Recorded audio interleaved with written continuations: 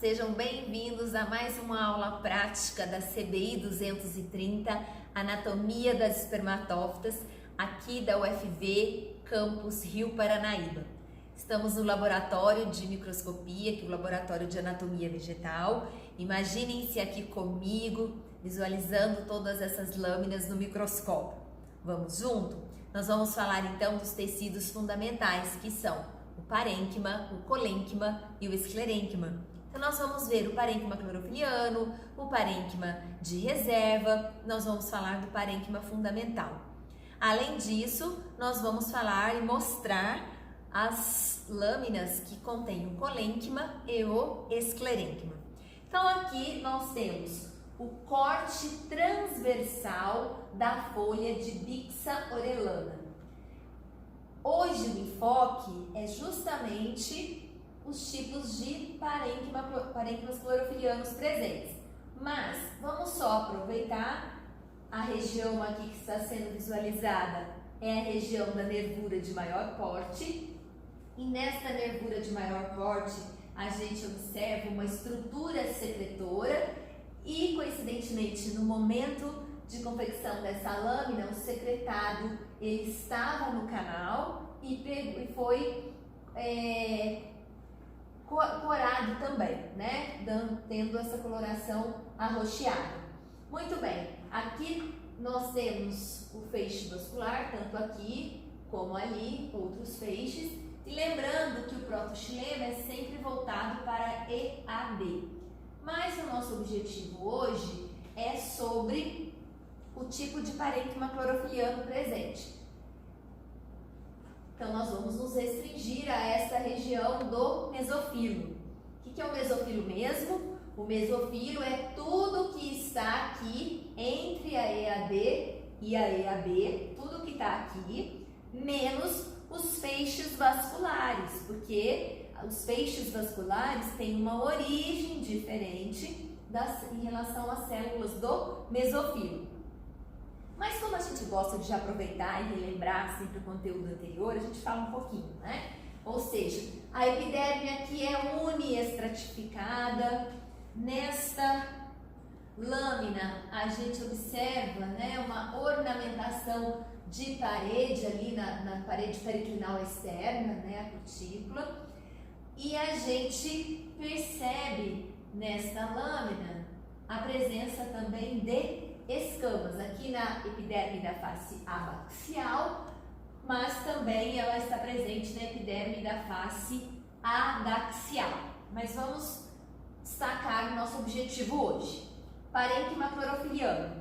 Nesta lâmina, a gente observa, voltado para EAD, epiderme da face adaxial, a gente observa essas células que são, vou pegar aqui essa região, elas são mais alongadas, mais estreitas e justapostas, ou seja, próximas umas às outras. E essas células, elas vão apresentar uma grande quantidade de cloroplastos, certo? E o número de camadas dessas células varia de espécie para espécie, o alongamento dessas células também vai variar de espécie para espécie, mas em geral, o parênquima palissádico, ele é constituído de células mais alongadas, um pouco mais estreitas e justapostas. Tomando sempre cuidado quando eu digo alongado para uma fibra, que é diferente de um alongado que eu estou me referindo a células de parênquima clorofiliano, tá? E aí, essas células têm paredes finas, são células vivas, com todo o conteúdo protoplasmático, são células que têm uma alta capacidade de se desdiferenciar e são responsáveis pela fotossíntese. Logo abaixo do parênquima palissádico, a gente tem aqui essas células em corte transversal que são mais isodiamétricas, deixando espaços intercelulares. Estas células são as células do parênquima lacunoso ou parênquima esponjoso. Então, quando em uma folha nós encontramos o parênquima palissádico voltado para EAD e o parênquima lacunoso voltado para EAB, nós classificamos este mesofilo como sendo um mesofilo dorsiventral, ok?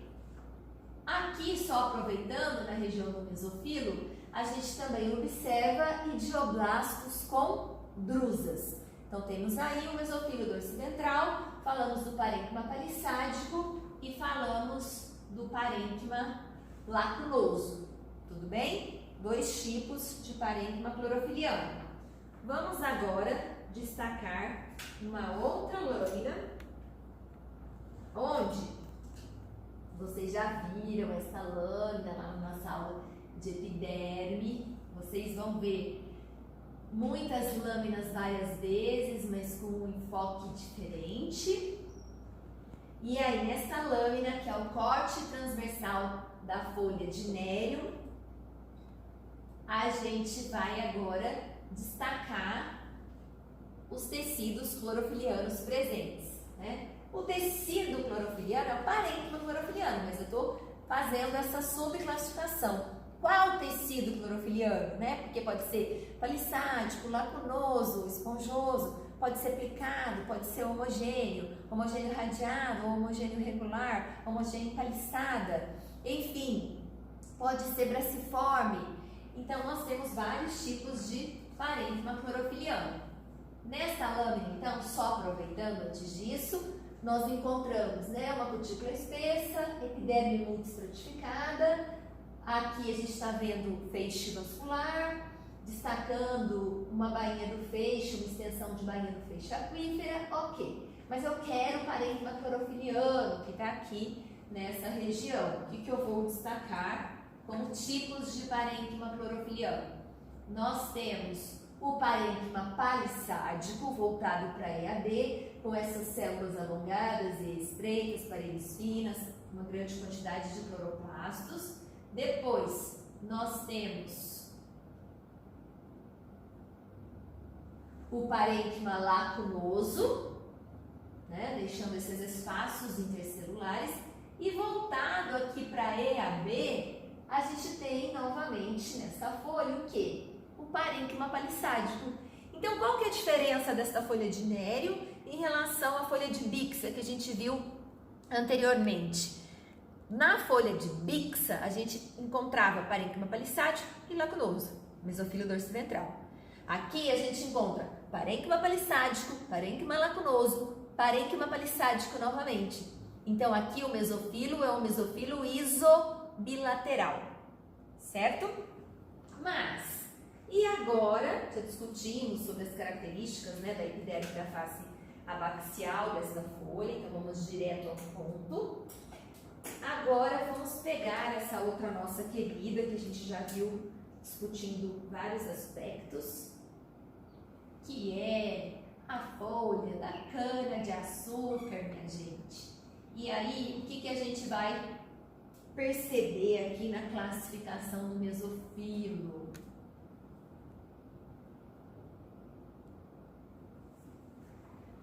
Bom, EAD e EAB aqui, certo? Já discutimos várias vezes essa lâmina, vamos direto ao mesofilo. O mesofilo aqui, ele é um mesofilo homogêneo, porque ele é constituído apenas por um tipo de célula, só que ele está envolvendo, está circundando o feixe vascular. Então, ele é um mesofilo homogêneo radiado. Vou ampliar aqui para vocês. Então, nós temos aqui um mesofilo homogêneo, porque é de um tipo só, radiado, certo? Folha de bixa, mesofilo dorsiventral, folha de nério, mesofilo isobilateral, e aqui na folha de cana-de-açúcar, mesofilo homogêneo radiado, porque tem um parênquima clorofiliano homogêneo radiado. Ok. Agora, nós vamos ver o corte transversal da folha de pinus. E aí nós temos que lembrar que a morfologia externa dessa folha, que é uma cícula, pinus é uma gimnosperma. Então, lembrados? Inclusive, então, como a morfologia dela, né, é uma cícula, A anatomia, consequentemente, vai ter um formato um pouco diferente, né, gente? Lembrando que ela é uma cícula, então aqui tem esse formato um pouco diferente das demais. E aqui nós vamos encontrar células que lembram uma nuvem, são células de parênquima clorofiliano. Então essas células lembram uma nuvem e elas são denominadas de parênquima clorofiliano plicado. Então, consequentemente, o mesofilo é um mesofilo plicado. Essas células, elas são importantes porque elas têm que caber nesse espaço limitado desta folha, dessa área foliar reduzida. Então, elas apresentam essas imaginações da parede, né? Justamente porque elas teriam uma área superficial maior, só que elas têm que caber dentro dessa área limitada que é a cícula. Então, nesta lâmina, eu classifico o mesofilo como mesofilo plicado, porque o parênquima clorofiliano é um parênquima plicado, tudo bem? Temos mais um tipo de parênquima clorofiliano.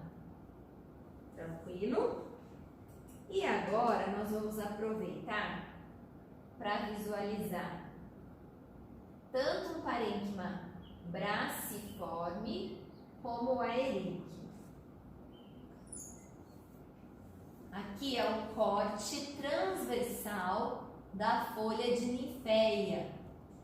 A ninféia, ela é uma folha de planta aquática, né? A gente está vendo a folha da ninféia, que a ninféia é uma planta aquática. Notem, nós vamos observar aqui um parênquima palissádico voltado para a EAD, que é unistratificada, cutícula extremamente fina, é uma folha epiestomática, né? Ou seja, o estômago é encontrado apenas na EAD. Por quê? Porque ela é uma folha flutuante, a EAB está em contato com a água, então as trocas gasosas estão acontecendo a partir da EAD. Né? Os estômatos estão localizados na epiderme da face adaxial. E aqui, o que a gente percebe? Né? Um aerênquima, são esses espaços de ar, é muito mais do que as lacunas. Então, esses aerênquimas, eles são importantes, por quê? Porque eles auxiliam tanto na flutuação, como também facilitam as trocas gasosas, porque a difusão do oxigênio na água é cerca de 15 mil vezes mais lenta do que no ar, certo? Deixa eu ver se eu consigo pegar para vocês aqui. Oh, que lindo! Vou pegar em outra lâmina que vai ficar mais fácil de vocês visualizarem. Por exemplo, na lâmina 24, que é o corte transversal da folha de vrísia, vocês vão conseguir perceber o parênquima braciforme e o aerênquima. Então, eu já aproveito duas coisas para mostrar para vocês. Deixa eu pegar uma região que está melhor. Fica bem bonito da gente visualizar, por exemplo, em corte longitudinal esses parênquimas braciformes, mas não tem problema. A gente vai aproveitar duas coisas aqui nessa lâmina. Tá? Nós vamos aproveitar para mostrar o aerênquima, certo? Que são esses espaços de ar, o parênquima aerífero, também denominado. E aqui a gente está vendo, né, que rompeu um pedaço, mas quando formam esses braços, aí nós temos um parênquima braciforme e ele é um tipo de parênquima clorofiliano. Tudo bem? Então vimos o aerênquima, que já é um parênquima de reserva de ar. O parênquima braciforme é um tipo de parênquima clorofiliano, tá? Na ninféia nós vimos também um parênquima de reserva de ar. Onde que eu encontro então esse parênquima aerífero? Em geral em plantas aquáticas, Mas eu posso encontrar a erênquima, por exemplo, na folha da bananeira, que é uma folha que deixa muitos espaços de ar, tem uma erênquima gigante, mas relacionada a dar leveza à folha da bananeira, que é uma folha grande. Então aí a gente vai vendo a importância desses tecidos, assumindo funções específicas, certo? Então eu vou encontrar a erênquima só em plantas aquáticas? Não. É comum a gente perceber a formação de erênquima em plantas arbóreas, por exemplo, que estão na mata ciliar, como uma forma de disponibilizar maior quantidade de oxigênio na planta, né? Visto que quando uma planta está alagada, ela passa pelo processo de hipoxia ou até anoxia, então a gente começa a perceber como uma estratégia adaptativa, formação desses espaços de ar, formação de erênquima, além de outras características, né? Células hipertrofiadas, raízes adventícias, que fica para um outro momento de discussão, tá? Mas é só para destacar a importância do erênquima em vários aspectos. A erênquima reserva de ar, em geral em plantas aquáticas, mas também tem esses outros exemplos que eu falei para vocês. Só para vocês terem a ideia, aqui a gente tem a tifa, só para vocês terem ideia do tamanho do erênquima, tá? Mesmo no menor aumento eu não consigo mostrar a folha toda. Olha isso. É como se fossem duas folhas em uma, porque a tifa, se vocês lembrarem, ela é ereta, né? Ela é uma planta aquática. Então aqui nós temos esse lado da folha. Tudo isso aqui, ó, é a erênquima. E aqui que vem a outra parte da folha, tá? Então esses espaços de ar, eles são importantes justamente para permitir as trocas gasosas da folha, né? E também, aqui nesse caso, mais relacionado às trocas gasosas. Então, a erênquima reserva de ar. Então, estamos falando de parênquima de reserva. Ainda falando de parênquima de reserva, nós temos o corte transversal da raiz de ranúnculos. Nós temos dois cortes aqui nessa lâmina. E aqui foi corado com Lugol. A gente colocou o Lugol, que é o reagente histoquímico, né, utilizado para identificar o amido. E a gente percebe que no parênquima amilífero, então tudo isso aqui, ó, vou diminuir para vocês terem ideia, né? Que o parênquima amilífero, ele que ocupa a maior parte do órgão, dada a sua função que é reserva, tá? Aqui nós temos o protoxilema alternando-se com o flema primário, que a gente está falando de raiz, e todos os outros tecidos que a gente vai discutir em um outro momento. Então aqui o que eu quero evidenciar para vocês é o parênquima amilífero, que contém então a reserva dos grãos de amido. Vamos dar um zoom aqui e aí vocês vão conseguir destacar. O parênquima em geral, né? Ele é constituído por células finas, paredes celulares primárias, deixa espaços intercelulares, ou seja, todas aquelas características que a gente já estudou sobre parênquima.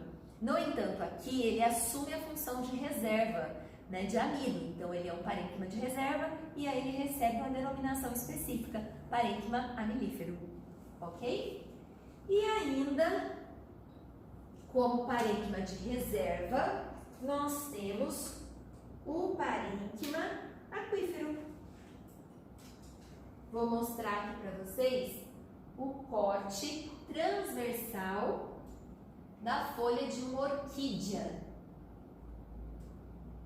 tá? E aí aqui o tecido que ocupa a maior parte do órgão é o parênquima aquífero, porque armazena água, essas células elas são maiores, elas têm um vacúolo grande. Tem outra característica estrutural muito interessante neste tecido que vocês estão visualizando aqui, ó, que são essas dobras nas células aqui em corte transversal.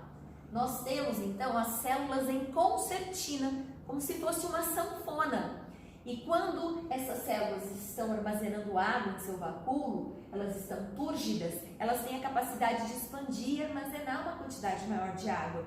Então esse tecido de reserva ele é importantíssimo, porque diante de condições de déficit hídrico, a planta consegue sobreviver muito bem, obrigada, né, às condições mais drásticas. E é comum quando a gente encontra o tecido aquífero, que neste caso é o parênquima aquífero, é comum a gente encontrar então essas células em concertina para aumentar essa área superficial. Só que também é comum, deixa eu tentar achar aqui, ai, achei, nós temos aqui o que? Um espessamento celulósico da parede, barras de espessamento celulósico. Isso é importante porque quando essas células perdem água, essas barras de espessamento celulósico mantêm a arquitetura da célula, evitando o colapso dessas células. Então aí vocês já começam a perceber como as plantas são interessantes. As plantas não pensam, elas não andam, mas elas apresentam estratégias maravilhosas nos seus tecidos, em suas células, nos seus órgãos, que a gente vai discutindo ao longo da disciplina. Então é um mundo à parte que vale a pena a gente se debruçar, a gente entender, porque nos traz respostas interessantíssimas, tanto as estratégias adaptativas, como por exemplo as análises ecológicas, como por exemplo aplicações taxonômicas e de preservação ambiental, servem como bioindicadoras muitas dessas plantas. Então, a partir do momento que a gente entende os seus tecidos e a sua fisiologia, é um mundo maravilhoso realmente, né? Aqui só aproveitando para mostrar para vocês os feixes vasculares e uma grande quantidade de fibras presentes. Aqui ampliar para mostrar as fibras. Vamos melhorar isso aqui. As fibras são essas células que ficaram num tom de azul piscina, com paredes secundárias altamente espessadas, lignificadas, que dão sustentação, dão rigidez, tá? No caso aqui, pertencentes ao feixe vascular, essas fibras. Tudo bem? Além disso, ó, aqui novamente, né, mostrando as barras de espessamento celulósico. E além disso, nessa folha, só aproveitando, ela apresenta uma epiderme uniestratificada e uma cutícula espessa. Então, se a gente encontra aqui um parênquima de reserva de água, a gente vai encontrar essa planta principalmente em resposta a ambientes o quê? Xéricos, com déficit hídrico, certo? E no parênquima aerífero, em planta aquática, comumente. Tem as exceções aí que a gente comentou, ok? Agora, um aspecto para a gente pensar que é bastante interessante. Nesta folha de orquidácea, eu mostrei o parênquima aquífero como sendo um tecido de reserva de água e era o tecido predominante nesta folha, certo? Agora, a planta, ela pode apresentar também outros tecidos armazenadores de água, como por exemplo, a gente pode identificar em peperômia. Então aqui eu vou mostrar a folha de peperômia para vocês. Essa é a peperômia lata. Ela é uma epífita, tá? Essa espécie, ela foi coletada no Parque Estadual da Serra do Brigadeiro, na trilha do Muriqui. E o que a gente está percebendo, né? Tecido armazenador de água com células em concertina também, como a gente viu lá em orquidácea. Só que aqui, todas essas células, tanto essa que é mais retangular aqui em corte transversal, como essas células que são maiores, que são armazenadoras de água propriamente ditas, essas células também são armazenadoras de água, mas elas são células da epiderme. Neste caso, a gente tem aqui uma epiderme multiestratificada aquífera. Professora do céu, e agora? Bom, essa epiderme multiestratificada aquífera, ela é importante porque ela funciona como um filtro à luminosidade incidente. Então a luz, a hora que vai chegar, no momento em que ela chegar aqui no parênquima clorofiliano, ela vai chegar com uma intensidade menor, então ela funciona como uma barreira, o que poderia ser um excesso de luz para essa folha, evitando assim o superaquecimento no interior do órgão e, consequentemente, causando danos ao processo fotossintético. Mas o que a gente percebe? Como eu sei que aqui é uma epiderme multistratificada aquífera e não um parênquima aquífero? Devido justamente aos estudos ontogenéticos. Então, por isso que é importante a gente saber a origem dos tecidos para a gente poder classificar. É epiderme multistratificada? É um parênquima aquífero? Porque o parênquima ele sempre vai ser originado pelo meristema fundamental, enquanto que a epiderme vai ser sempre originada pela protoderme. Isso considerando, né, gente, a origem embrionária, qual meristema apical origina qual tecido primário, tá? Lembrando que a gente está tendo uma noção geral de anatomia vegetal e destacando a anatomia das espermatófitas, tudo bem? Aproveitando esta folha, a gente percebe que a cutícula, né, ou a parede pariclinal externa, ela é fina, diferente lá da orquídea que eu mostrei para vocês, aquela faixa no azul piscina, né? Porque cada espécie ela vai responder de uma forma a uma determinada condição ambiental. Então, por exemplo, muitas plantas estão expostas às mesmas condições ambientais, só que elas podem responder de forma diferente a essas condições, porque isso já é uma resposta genética, né, de cada espécie. Aqui, por exemplo, só aproveitando, a gente vai encontrar um parênquima palissádico, mas notem que ele já tem uma diferença em relação ao parênquima palissádico que a gente viu lá em Bixa aurelana, que a gente viu, por exemplo, em Nerium, porque a célula aqui não é tão alongada e estreita, mas é uma particularidade dessa espécie. E aqui também outra coisa que está chamando bastante atenção, fazendo parte do próprio parênquima clorofiliano, é a presença de drusas. Então aqui a gente não tem o idioblasto separado, como lá em Nério, era o parênquima palissádico, um idioblasto com drusa aqui, outro idioblasto com drusa lá. Aqui não. O próprio parênquima palissádico contém em seu vacúolo as drusas, certo? E logo abaixo o parênquima que a gente está observando aqui, deixando espaços, certo? Um parênquima lacunoso, então o mesofilo dorsiventral também, ok? Fechamos a parte de parênquima, certo? Então, vamos agora falar do parênquima fundamental e, dando continuidade aos tecidos fundamentais, colênquima e esclerênquima. Então, por exemplo, aqui a gente tem o corte transversal do caule de Collius. E aí, vocês vão perceber que toda essa região localizada, né, no centro do órgão, toda essa região mais interna é uma região toda ocupada pelo parênquima fundamental. E aí valem aquelas características que nós já discutimos sobre parênquima fundamental, né? Parênquima e corte transversal, a gente vai ver o quê? Deixando espaços intercelulares, são células com paredes primárias, paredes finas, que contém todo o conteúdo protoplasmático.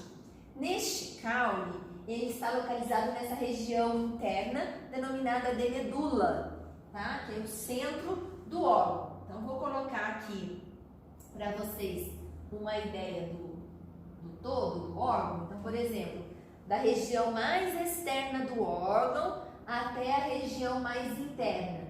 Eu vou encontrar um parênquima fundamental aqui, certo? Eu já vou ampliar isso para vocês. E aqui na região mais interna. Então, tanto na medula como no córtex, constituindo também um dos tecidos que constitui o córtex. Então, vamos ampliar, que aí a gente já aproveita e discute tanto sobre parênquimas e o colênquima que eu quero mostrar aqui. Mas é claro, né, gente, que a gente gosta de revisar o conteúdo sempre, né? Então, a gente tem uma epiderme uniestratificada, a parede periclinal externa ela é fina, a gente observa a presença de tricomas glandulares ou secretores e também a presença de um tricoma, que eu vou colocar aqui mais na região central para vocês visualizarem melhor, um tricoma tector, certo? Então, a epiderme uniestratificada, parede periclinal externa fina, com presença de tricomas tectores e glandulares. Olha esse, que bonito, né? Deixa eu ampliar aqui e colocar mais no meio para vocês visualizarem. Muito bem. Abaixo da epiderme, ou seja, nesta região, eu vou ampliar para mostrar para vocês um tecido que apresenta um espessamento de parede primária, certo?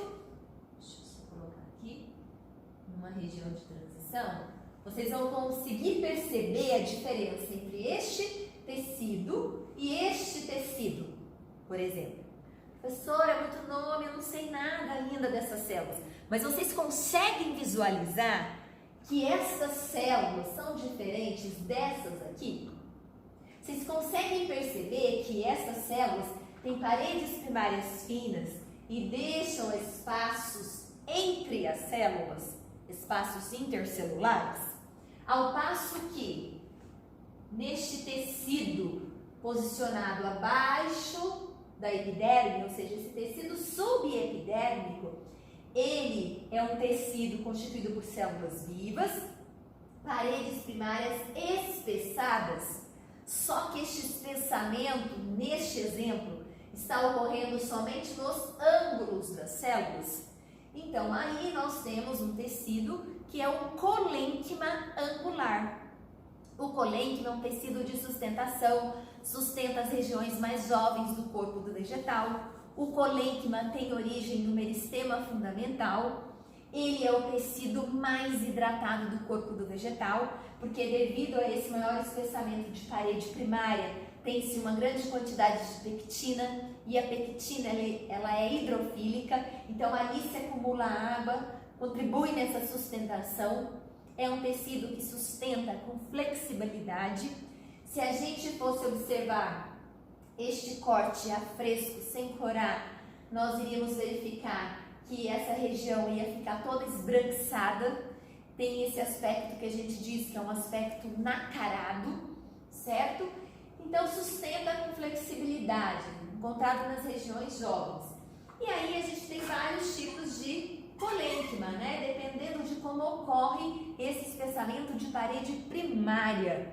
Então, nós temos o colênquima angular, como está destacado aqui para vocês, mas nós já falamos lá no resumo de histologia vegetal do colênquima lamelar, do colênquima lacunar e do colênquima anelar. Então, angular, anelar, lamelar e lacunar. Então, são exemplos de colênquima, certo? Aí abaixo do colênquima, a gente tem um parênquima fundamental, que como ele também está fazendo parte do córtex deste caule, assim como o colênquima, ele também pode ser denominado de colênquima cortical, devido à região que ele está ocupando. E ainda neste caule, só para a gente aproveitar, sem dar muitos detalhes ainda, né? A gente tem aqui o feixe vascular, xilema primário e floema primário, é um feixe colateral. E esses feixes vasculares, voltando aqui, então aqui é um feixe vascular, vamos melhorar. Aqui é o feixe vascular, esses feixes, só tem um feixe aqui, tem outro aqui, então imagine uma circunferência. Aqui no centro do órgão, a medula constituída de parênquima fundamental. Tranquilo? Ok. Colênquima angular.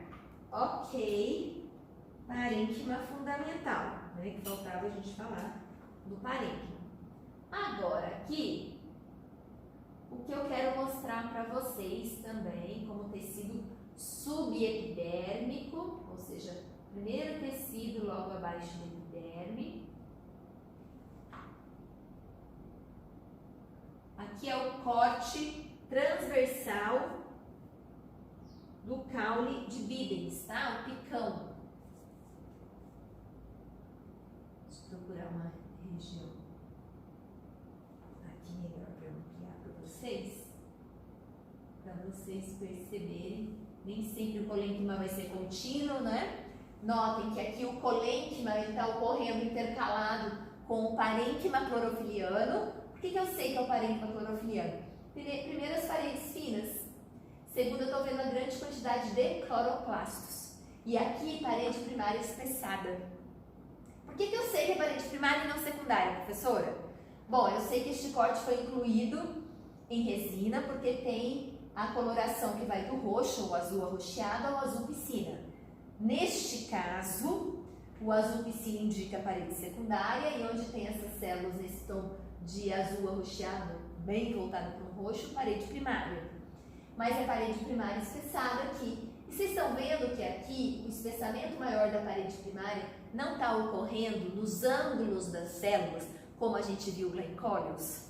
Que aqui o espessamento das células está ocorrendo aqui tanto nas paredes periclinais externas como nas paredes periclinais internas.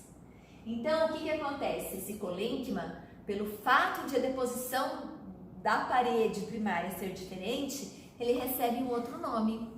Então, neste caso, nós temos o quê? Um colênquima lamelar, certo? Colênquima lamelar. E neste caso, que diferença que a gente está percebendo também em relação ao caule de Collius?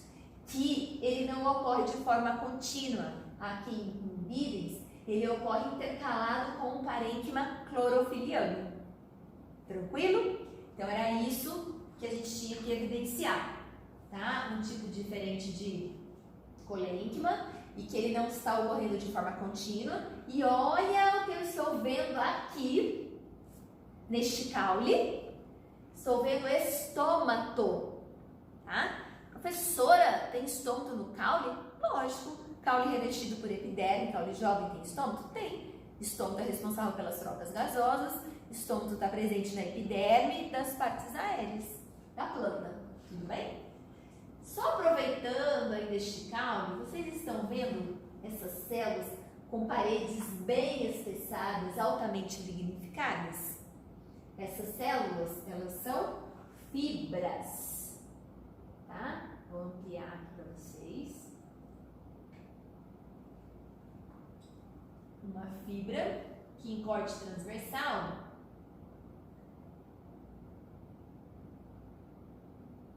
eu verifico, né?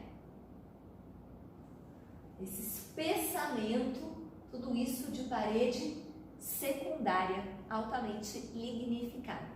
Tudo bem? Então, se eu fosse pegar este caule e fazer um teste histoquímico de parede, essas células que aqui estão em azul piscina, se eu utilizasse a fluoroglucina ácida, essas células aqui iam ficar vermelhas. Por quê? Porque a fluoroglucina ácida reage com a lignina, que está presente na parede secundária. Certo?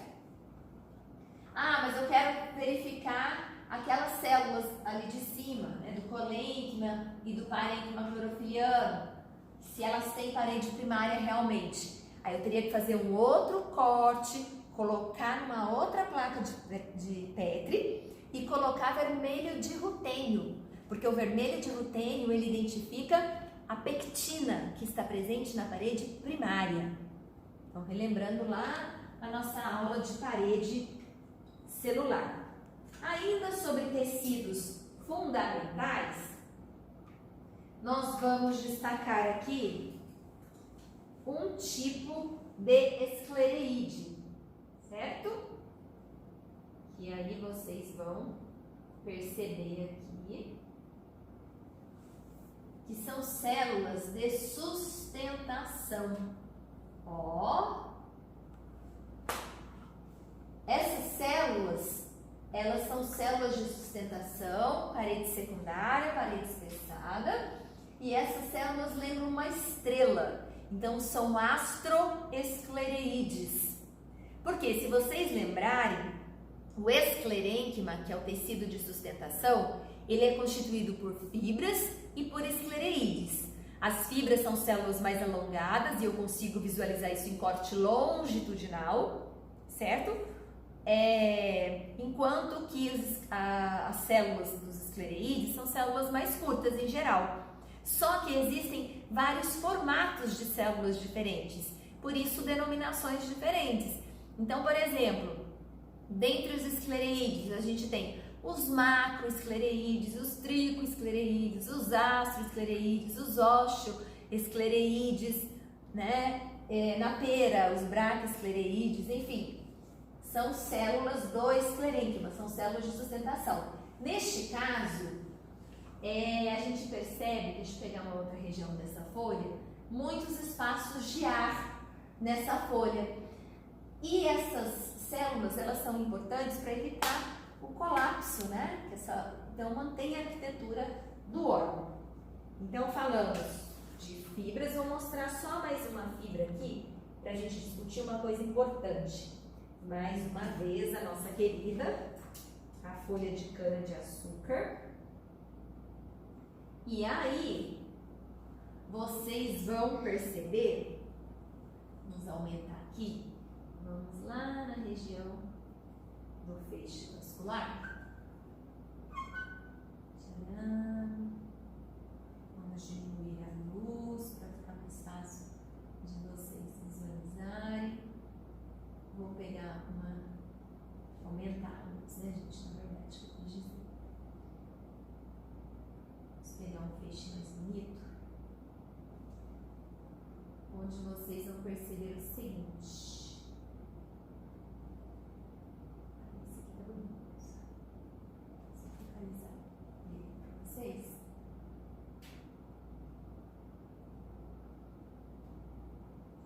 Então, notem. Um pouco. Nós temos aqui um feixe vascular, certo? Xilema primário, floema primário. Xilema e floema são tecidos complexos, são constituídos por vários tipos celulares. Então, aqui foi feito um corte à mão e usou dois corantes, a fucsina básica e o azul de Astra. Fucsina básica vai ficar vermelho onde tiver deposição de parede secundária e azul onde tiver deposição de parede primária. Outro processo agora, né? Então, o que a gente percebe? Que essas células em vermelho, vamos ampliar, são as fibras. Aqui nós estamos vendo fibras em corte transversal. Vamos ampliar.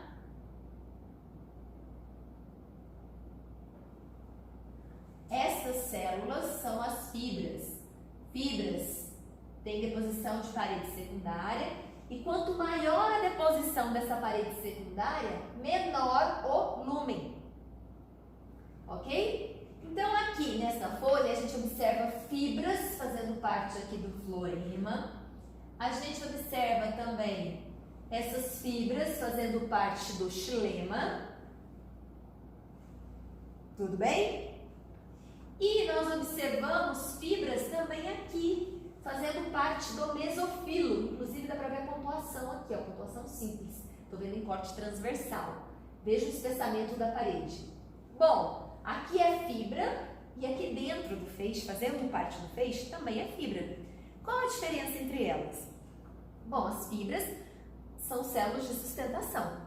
Só que essas fibras aqui, posicionadas, elas pertencem ao tecido esclerênquima e elas fazem parte então do mesofilo, porque elas tiveram origem no meristema fundamental.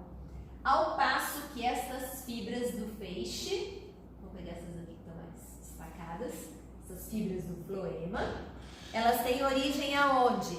Elas têm origem no procâmbio, porque elas fazem parte de um outro tecido. Então, anatomicamente, essas fibras são semelhantes, mas elas tiveram uma origem diferente. Por que eu sei que a origem é diferente? Pela posição que elas estão ocupando no órgão. Enquanto essas fibras pertencem ao floema, ou ali um pouco mais acima, né, que nós vimos. Essas fibras pertencem ao xilema, ou seja, são as fibras do feixe. Aquela fibra lá em cima, né, essa fibra aqui. E também essa fibra, se vocês pegarem aqui na região abaixo, elas também pertencem ao mesofilo, ok? Então vimos parênquima, colênquima e esclerênquima. Fechamos os tecidos fundamentais. Até a próxima aula!